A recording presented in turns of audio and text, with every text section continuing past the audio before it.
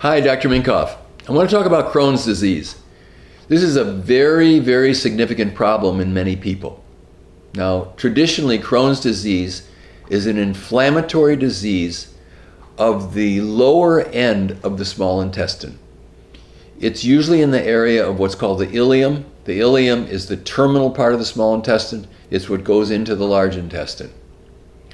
For reasons that are really pretty much unknown to medical science, this inflammation comes from an autoimmune reaction. It's actually our own immune system that attacks the lining cells within this area of the intestine.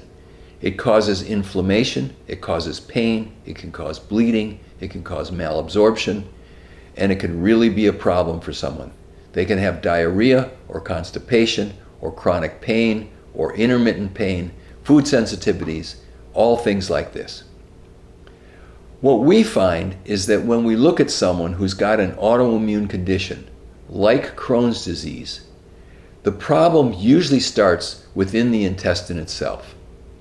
The intestine is built so that there is an inner lining which is supposed to keep in the intestine the bad stuff, the stuff that's not supposed to go in the body, and only let into the body things that would be good for nutrients or things to produce energy. Because of our food that's mainly chemicalized and heavily pesticided, and many people are on medications that block their stomach acid, is we get chemicals and bacteria and funguses and parasites that can enter past the stomach into the intestine, take up growth. These things are toxic to that inner lining of cells. They break down. You get foreign substances coming into the body, like bacteria or the cell wall of bacteria or other chemical toxins. About 70% of the immune system is around the small intestine. It sees all these foreign things and infection coming in. It kicks up an immune response. And oftentimes, as a part of that immune response, it starts to attack our own tissues because they're so inflamed. Now, people get Hashimoto's thyroiditis, they may get autoimmune hepatitis, they may get rheumatoid arthritis, they may get Crohn's. These are all MS. These are all diseases where the immune system is so flared up and making a mistake that it attacks their own tissues. And these diseases are a result of that.